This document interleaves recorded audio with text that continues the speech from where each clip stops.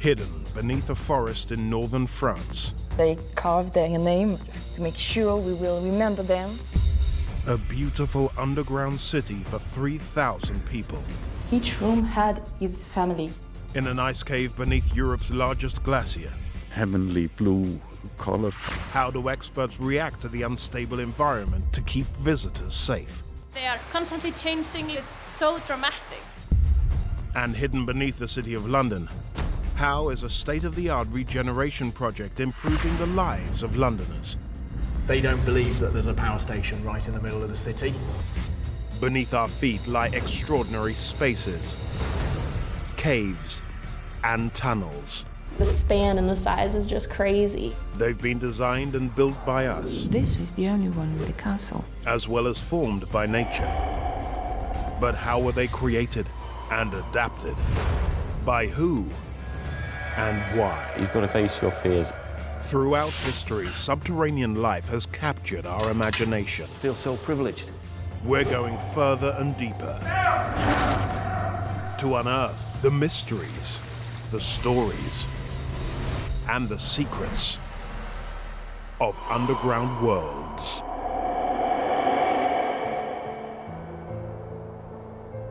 Naours is a small village in the Somme Valley in the Picardy region of northern France. Just east of the village, on a wooded limestone hill, is a cluster of farm buildings and a small chapel. They disguise the way to a subterranean labyrinth.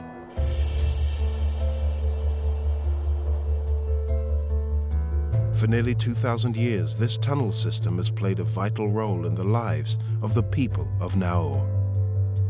There were a lot of invasions just to escape from the enemy. They were hiding here. It's a real treasure. To what extraordinary lengths did the locals go to create a fully functioning underground world? On the top of the hill, if they let the smoke out, just like that, the enemy could imagine that there was something inside. Who surprisingly became tourists here in the early 20th century? I can't imagine a soldier, tourist during the Great War. And what can state-of-the-art technology reveal about this precious historic time capsule? You can produce a 3D model. They will wear the virtual reality glasses and be able to navigate in the model, and that's fantastic.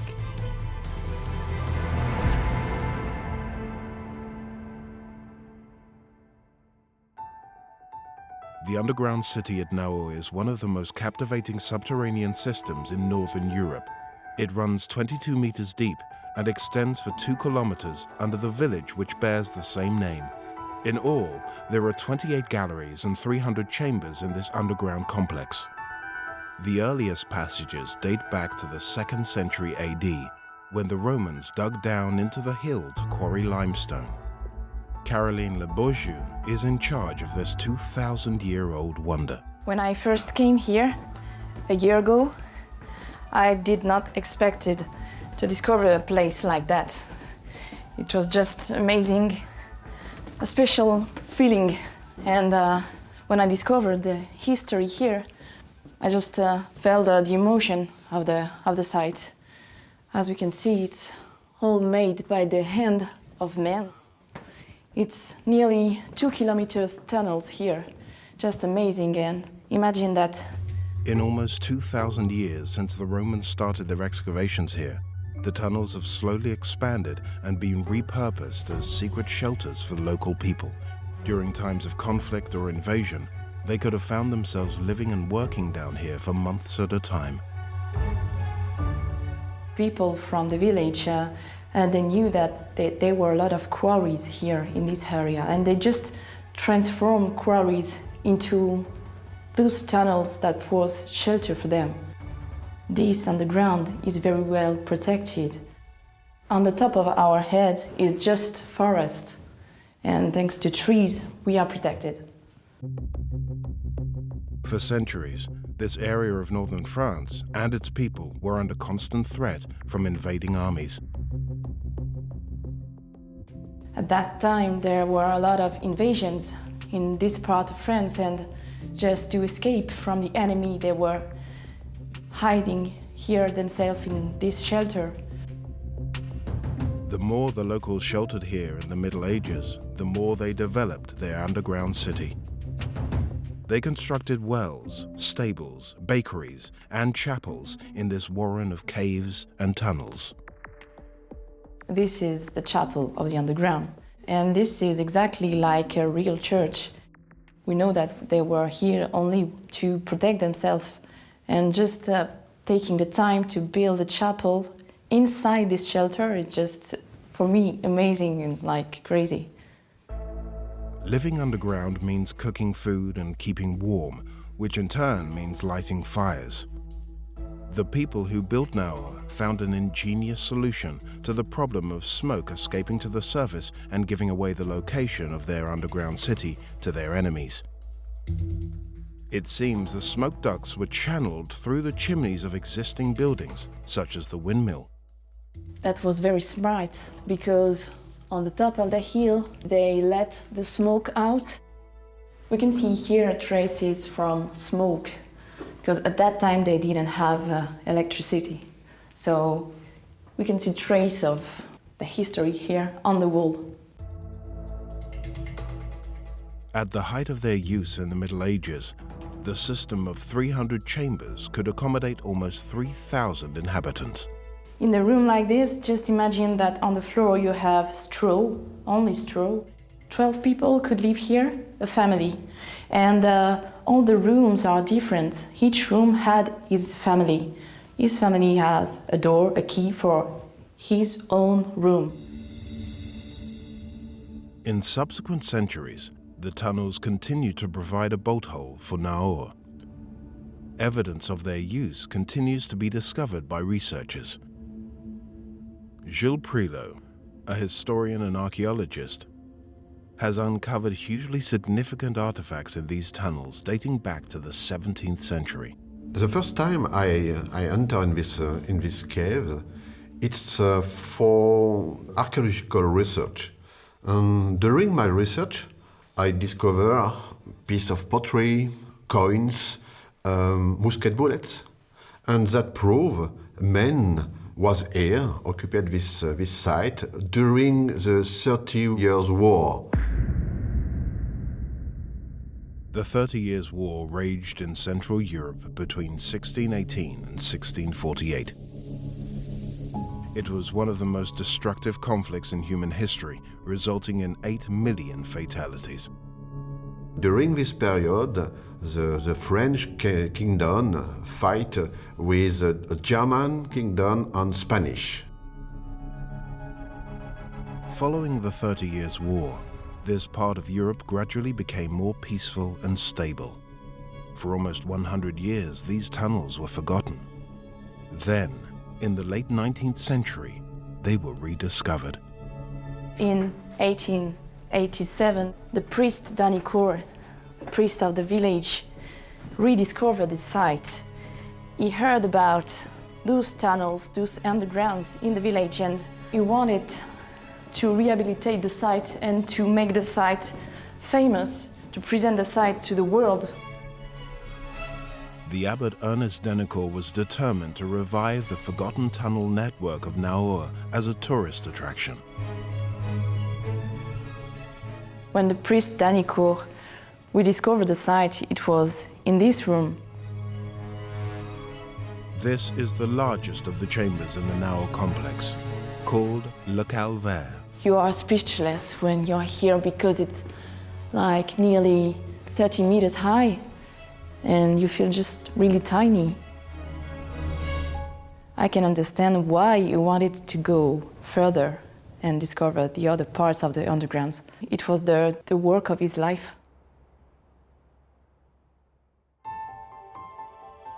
The tunnels were a popular tourist attraction for the next 25 years, even as World War I got underway. A surprising number of visits were made by Allied soldiers seeking respite from the horrors of battle. I learned the soldiers during the Great War, they stay on the front line 50% of their time. And after they go to the back front to take a break. The soldiers would travel to Naours to join the ranks of tourists visiting this underground curiosity. I can't imagine a soldier during the Great War do tourist. The farmer knows the caves and they can invite the soldier to discover the caves. Many of the soldiers who came to Naours recorded their names and personal details on the tunnel walls. The underground complex contains one of the highest concentrations of historical graffiti of any World War I site. Today we know there is 3,200 names about the Great War. English, Ireland, American, Australian, India, Canadian, French.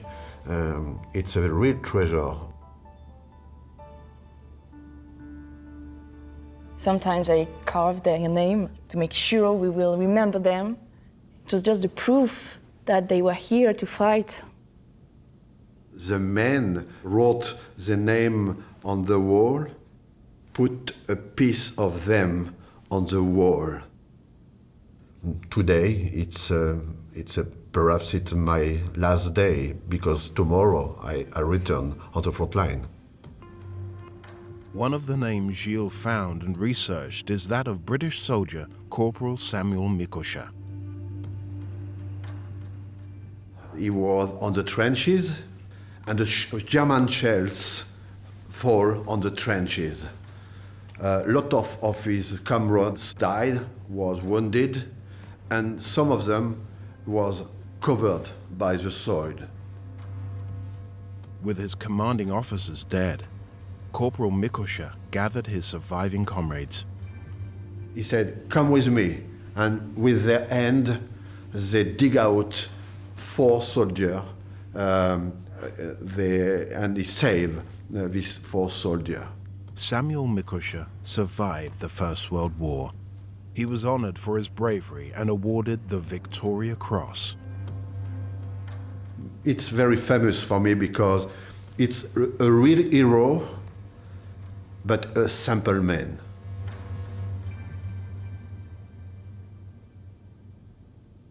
With so much graffiti as a record of the experiences of many thousands of Allied soldiers, the tunnel system is highly significant to historians. Over the course of 2 years, a cultural heritage team of 4 spent 20 days scanning Naours and then building a walk-through 3D map of the labyrinth. Many of their projects involve the scanning of wartime mementos, and Pierre Grossemer is their team leader. We are recording this site in order to archive everything. You can produce a 3D model and after that make some 3D printing or some replicas. So that's also things we can do after the recording. The team's efforts to accurately record the tunnel system are due to the site's historical significance, not least because of the First World War. This place tells us the story of the Great War. So I think it's very important to keep this information forever. To do that, we have to work very accurately because we merge several kinds of data. They will wear the virtual reality glasses and be able to navigate in the model, and that's fantastic sharing of technology and the local history. We are starting to scan there with the terrestrial laser scanner, and you may see all around the side these white spheres. Each sphere will have very accurate coordinates, and that will help to merge everything together in the best way. Mapping the extensive network at Naours has been a vast and painstaking project. Each of the 300 chambers has so much detail to be recorded as a digital scan, dating back to the site's origins as a Roman limestone quarry. Today we are mapping this underground quarry, and it's first time we scan this area. This underground quarry is very interesting for us because there is a huge volume. We can better see faults and geological structures. So it's very interesting for us geologists to make a map in this area.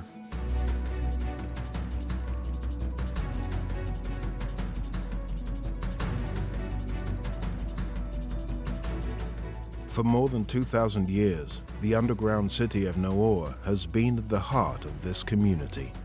Those who look after it today are determined to make sure it continues to remain that way. I'm very proud of my little job, my little research with the signature. We have to preserve it. It's beautiful, so we have to continue the work. Nowhere else you can find an underground world like this.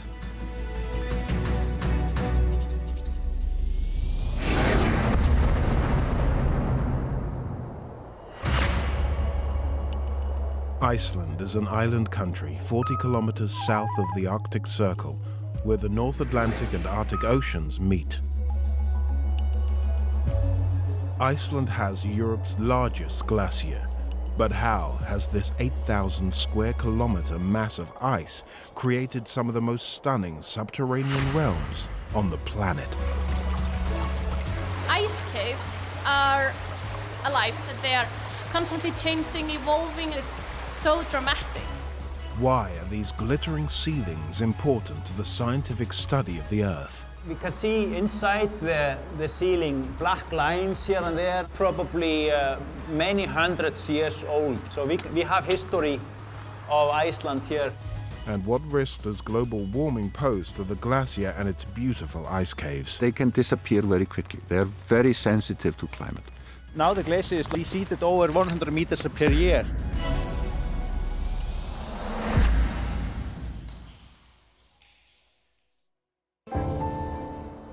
Iceland covers an area of 103,000 square kilometers. More than 3/4 of its terrain is uninhabited, and the island has a subarctic climate of long cold winters and short mild summers. These are the conditions in which glaciers form, and beneath them, carved out by streams of meltwater, are some of the most beautiful underground worlds of ice caves. Professor Magnus Gudmundsson is one of the country's leading experts in the field. Ice caves are formed in all glaciers with flowing water at the bottom.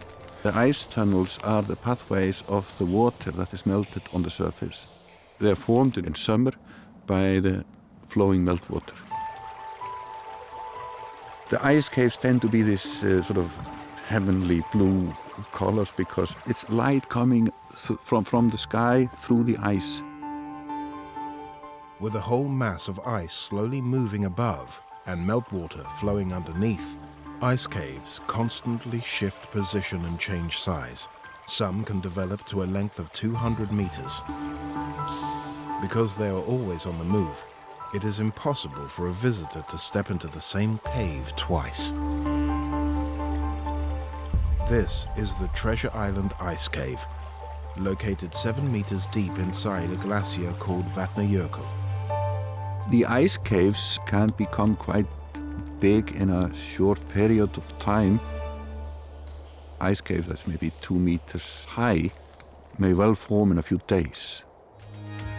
Iceland has around 269 named glaciers, and Vatnajökull is the most impressive, taking up 8% of the country's landmass. A glacier is a body of ice that is large enough and thick enough that it moves under its own weight. Glaciers are very active. They shape the Alps and they make the fjords in Norway. So glaciers are a very strong force of shaping the earth. Vatnajökull is about 8,000 square kilometers, by far the biggest glacier in Iceland. The oldest ice we see in Icelandic glaciers is something like 900 to 1,000 years old. We can see that because there are these really distinct dirt bands. They are ash layers from volcanic eruptions, and we have dated these eruptions, so we know how old the ice is. Each glacier can have as many as 30 ice caves beneath it. but around half of those will be too unstable for the public to visit. For centuries, these epic glaciers and the shifting ice caves beneath them have fascinated Icelandic explorers. Einar Sigurðarson and 5 generations of his family have become famous in their homeland, exploring their nation's geology and many ice formations. My great-grandfather was in fact the first person to climb the highest peak of Iceland. I guess it runs in my DNA, it's in my blood, you know. I've been in ice caves for over 25 years. Just like his ancestors, Einar knows the dangers of ice caves and glaciers. During the last 15 years, 3 people have died while visiting caves, and 2 of these were because of roof collapses. Tourists have also lost their lives trying to explore the unforgiving landscape without expert help. Risks include exposure, breathing difficulties from trapped volcanic gases, and falling into crevices hidden by the snow. On occasion, even expert guides have perished. Here, when I'm working across these kind of lowland glaciers, you have plenty of cracks and you see the dangers, so you can go around them. But when you are climbing the higher part of the glacier, above 1,000 meters, you have much more serious kind of crevasse risk. They get to be 30 meters deep, some of them. Maybe it's snowing up there, hiding open crevasses, and you might be going up across soft snow across them, and you could fall through.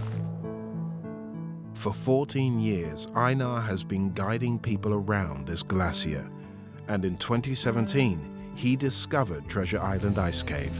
First time I was in one of these ice caves was in my early 20s. And still remember how it was like coming into a new world I'd never seen before.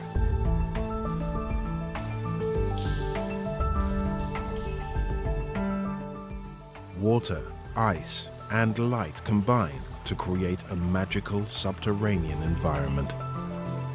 In this particular cave we are in now, you know, you really have so nice details.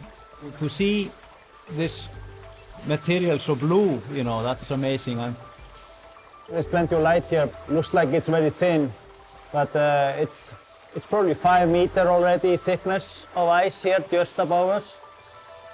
It's been like you're underneath the sea or something. We can see inside the ceiling black lines here and there and sand.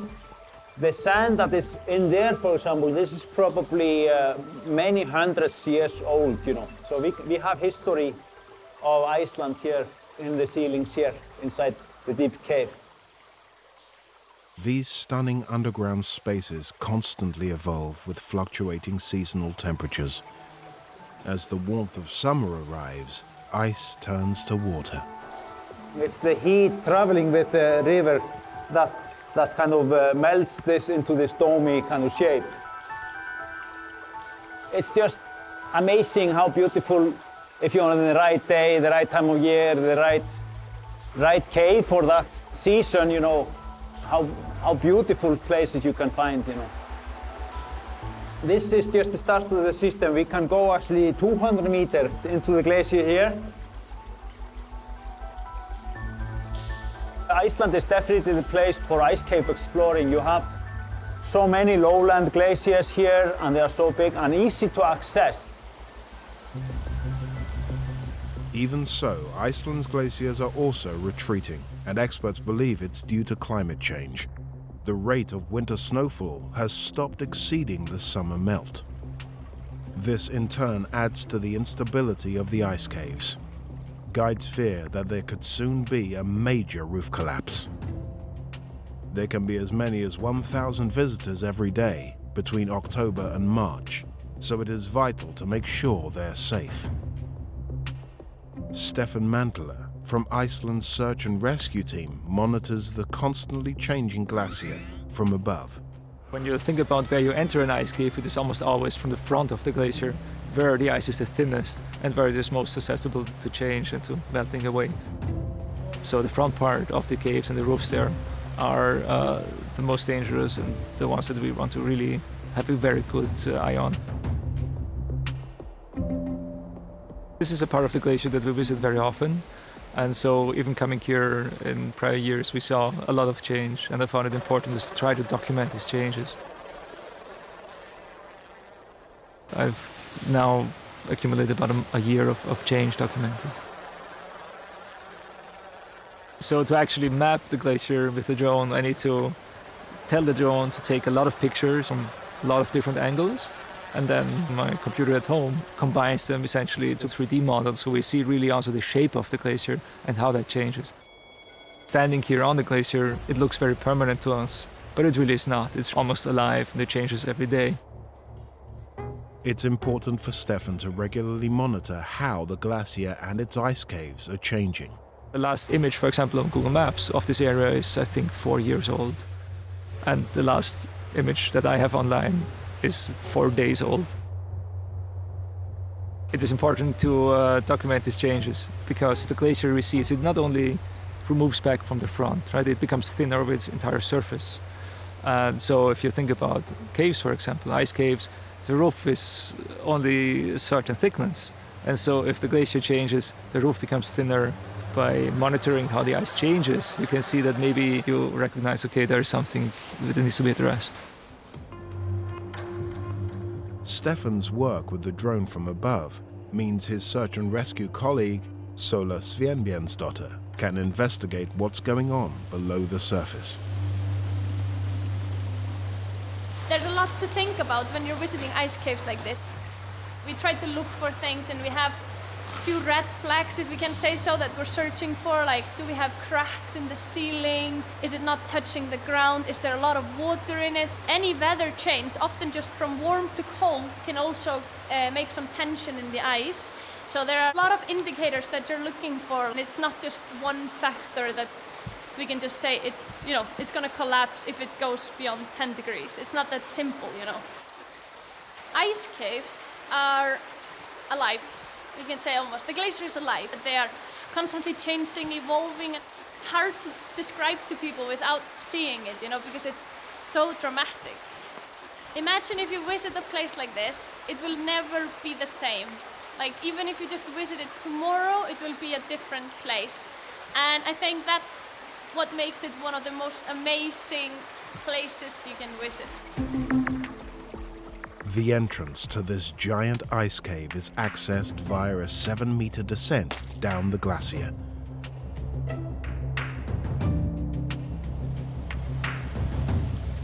Einar brings groups of tourists here, so is meeting Sola to see how the subterranean spaces have changed. Here is the true blue I'm always looking for. It's really beautiful. I always find, like, in the start of each season, like in September, October, it's like going treasure hunting. Yeah, exactly, you know, yeah. What like, will you find? Wow, yeah. We can understand why thousands of people want to come here and see all this. It's changing so fast and so much that you never know what to expect. You take a picture one time and then you come in a week and it's completely different. Exactly. That's the beauty of it, I would say. Yeah, it is. You know, you're always finding new things and always exploring. Yeah. The ice caves may not be here forever. Since 1995, Iceland's 3 biggest glaciers have shrunk by more than 250,000 cubic meters. Any acceleration in the glacial retreat could suggest dire consequences on a global level, such as increased extreme weather events and rising sea levels. One thing that we are seeing in Iceland, and that's a worldwide phenomenon, is very fast retreat of the glaciers. They can disappear very quickly. They are very sensitive to climate. If things continue as they have with climate change, in 100 years there will be no glaciers and no ice caves to visit. I can't really imagine my children or grandchildren not being able to experience this like I'm doing today. It's kind of frightening and sad. It was an ice cave I will go into in the year 2010. Also another ice cave where the red rocks are. And since then, now the glacier is like 12 or 1300 meters up there. It has receded over 100 meters per year. For 1,000 years, the Vatnajökull Glacier has been a significant part of Iceland's landscape. its people hope they will be able to continue to enjoy and explore this ever-changing subterranean environment. Glaciers here in Iceland, they are like climate change barometer, and it's like changing so fast. You really have to go for the opportunities to enjoy the underground worlds of Iceland.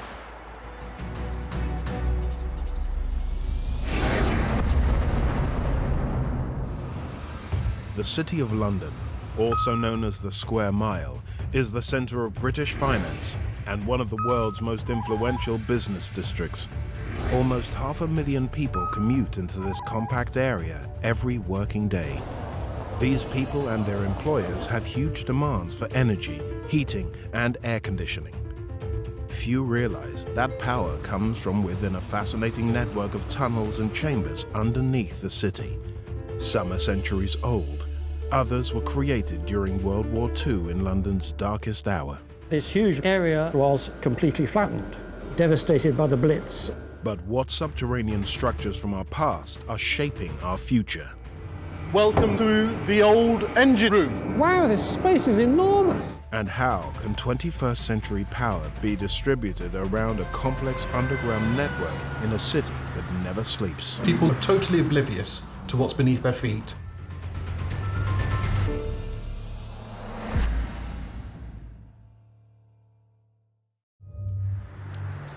On the outskirts of London's financial district stands a 19th century building that goes largely unnoticed by passers-by. The street-level facade belies a vast system of underground spaces which house the largest urban combined heat and power system in the UK.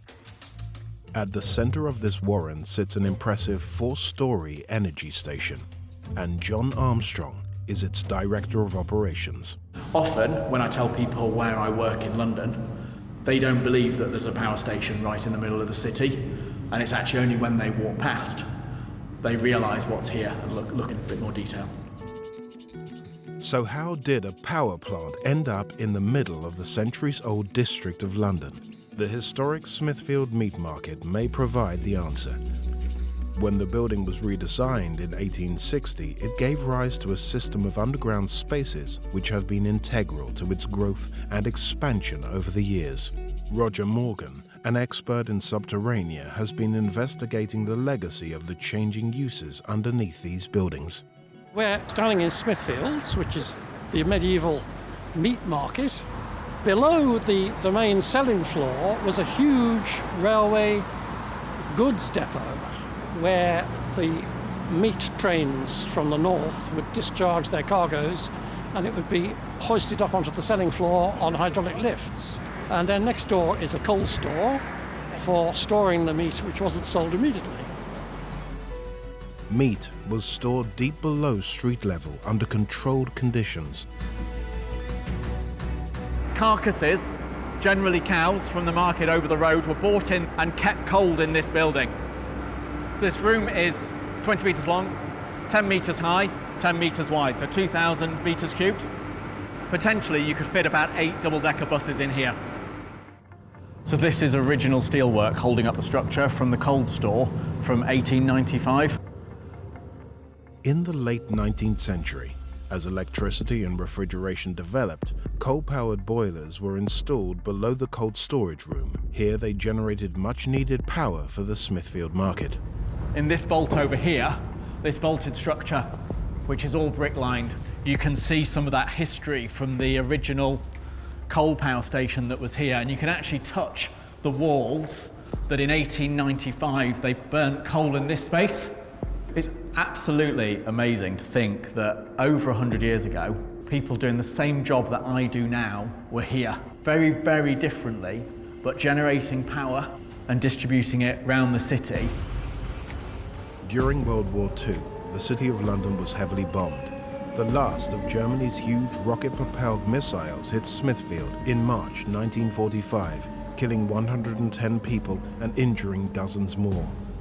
London's authorities made plans to rebuild the city and especially make use of its underground spaces. Roger is looking at a 1940s map which shows all the plots ideal for redevelopment. So in orange is the area devastated by the Blitz and the V1s and the V2s. The whole area was completely flattened, which gave the opportunity to the City of London to redevelop the area comprehensively and provide much more service subways to serve the Barbican estate and other buildings. So nearly every modern building since the 60s in the City of London will have a huge extensive basement. So the potential for development for the network in the future is obviously highly significant. The existence of these post-war spaces, some 3 stories deep, proved to be an asset. When the cold store closed its doors as a refrigeration plant in the 1970s, it was to be turned into a more advanced power station using 2 350-ton ship diesel engines. A system was built to supply power, heat, and cool water for air conditioning that weaves its way through the subterranean heart of London's financial district. The use of existing spaces saved on digging new tunnels. Kish Barrett manages this subterranean power network. You wouldn't dream of putting a power station in the middle of a city. However, the use of subways and underground locations where people are totally oblivious to what's beneath their feet is a clever way of delivering local energy. We could only really do this given the access to subways, tunnels and car park locations. Otherwise, we would have to be doing civil excavations in major roads. More than 6 kilometers of heating pipes and nearly 5 kilometers of cooling pipes deliver vital energy supplies to various residential, business and public buildings. It allows us to deliver the refrigeration at the Smithfield Meat Market and also for the daily operation of the Guildhall, which is the City of London's corporate centre. The CityGen underground complex is not open to the public, but Kish has offered Roger a special look behind the scenes. I'm quite interested in getting into the building, which apparently is extraordinary. This guided tour fulfills Roger's ambition to see how this historic old power station, So this is where we begin our descent. has a new use well into the 21st century. Welcome now to the old engine room. Ah, thank you. Wow, this space is enormous. So this is where the old engines were sited, and you can see that the vastness of the room really gives you a feel of how big that equipment was. Yeah. If you just look up, is that soot? It is. It's the exhaust from that engine process. Yeah. In 2016, the 2 diesel engines were removed to make way for 2 brand new, low-emission 4.3 megawatt gas-powered engines. The refit cost £26 million. These new efficient engines mean that the CityGen complex can now supply tens of thousands of megawatt hours of heat, electricity and cooled water to more than 11,000 homes and businesses in the City of London. It's all part of London's aspiration to be carbon neutral by 2030. When we look at the technology now, the higher levels of efficiency, how quiet they run, and also how we use technology and digitalization, things have come on a long, long way. This power station is known as a combined cooling, heat and power plant, or CHP. These new gas-powered engines are 80% more efficient than conventional power stations that burn fossil fuels and are lower in pollution emissions. The system has the ability to capture and reuse excess heat at every stage of the energy production process to keep down fuel use. It's all monitored from a central control room by Leke Oluwole. This is Central London's biggest tri-generation facility. Tri-generation is the ability to create heat, chill and electricity from the same source. Up here we optimize the production of heat and chill, which ensures that the CHP is more efficient than a normal gas engine. We store the excess heat in the thermal stores. The thermal store is like a giant central heating hot water tank. This is where we generally store our production of heat. It's full of hot water. First time I walked in here, looking up and seeing the sheer size, it hits you how big the energy center is. The volume of the thermal store is 320 meters cubed. It takes about 2.5 hours to fill it. This is the beginning of the thermal journey where the hot water from the thermal store goes into the pipe and then goes onto the network. Even as the hot water completes a circuit of the network, it remains at a high temperature. Much less energy is needed to bring it back to the boil than to heat it from cold. The whole tri-power system runs a total of 10 kilometers. Manager Kish is now showing subterranean expert Roger how it flows out through the existing subterranean spaces underneath the financial district. So Roger, now we're going down into the basement areas of the meat market. Okay. We're probably about 250 meters from the power plant. Okay. The pipes are running along the length of the underground car park. It's this sort of area or opportunity that we look for to get energy from point A to point B, such that we're not having to do excavations in the road. Yes, which is an interesting feature of the whole system. So what we've got here is 4 sets of pipes. 2 sets are the flow and the return of the heating system, and then there's the flow and the return of the chill system. So the whole thing's a bit like a domestic central heating system, only 200 times bigger. Absolutely, the flow and return. Exploring this space, I would never know what these pipes are, so it's fascinating to find out.